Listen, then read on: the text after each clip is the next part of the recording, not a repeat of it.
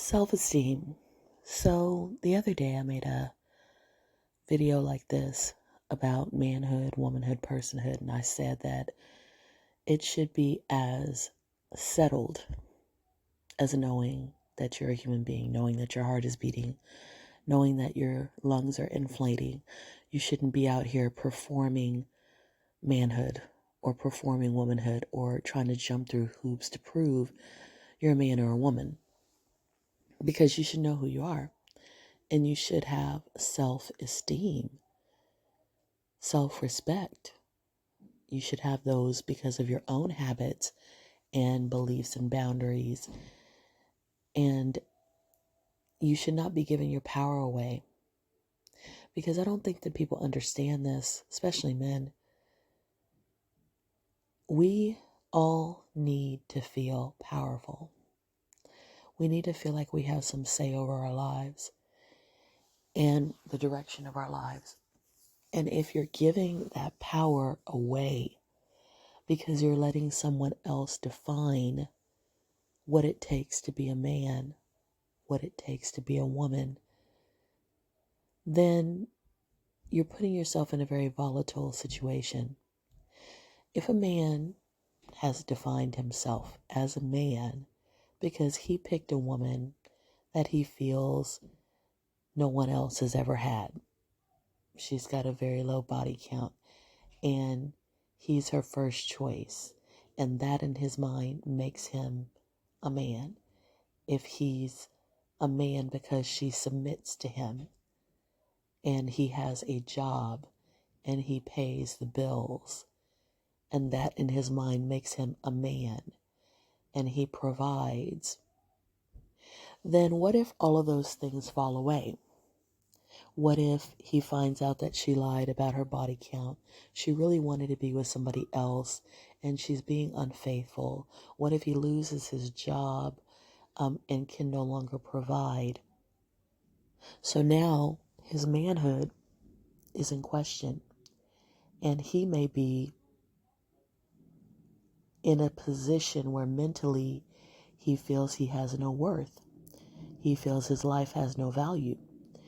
And he may be thinking about doing things to himself or doing things to others because he's so angry and hurt and resentful and devastated. But if instead his manhood, his personhood, has nothing to do with her body count, with his relationship status, with her being loyal and faithful to him. It has nothing to do with him having a job and being able to make a certain amount of money and provide.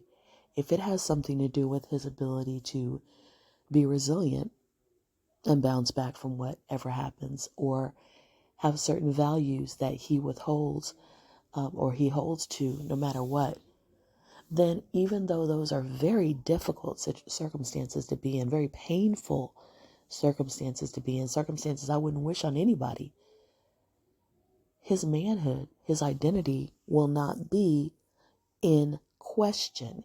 He won't feel the need to lash out and punish that person because all of a sudden he doesn't know who he is. He will still know who he is, and he will still be able to walk away from that relationship that is not what he has decided is his standard. It doesn't meet his boundaries. And he can go and get himself another job or become an entrepreneur. And so putting your identity in anything outside of yourself is dangerous mentally, emotionally, and it can be dangerous physically to yourself and to other people. So it's something that we need to stop doing. Our identity, our manhood, our womanhood needs to be based on us, not on the person that we have in our lives, not on the job that we have, not even on things like our age, because your age is going to change.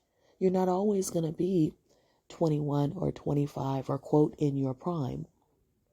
But as far as I'm concerned, being in your prime is about point of view and perspective, because I just turned 54 and I am in my prime. Now, physically, there have been times when I have been thinner and more flexible and had more energy. But mentally, emotionally, financially, socially, oh my gosh, I am leaps and bounds ahead of that person that I was in my 20s who may have been in her, quote, physical prime, right? So it's all perspective.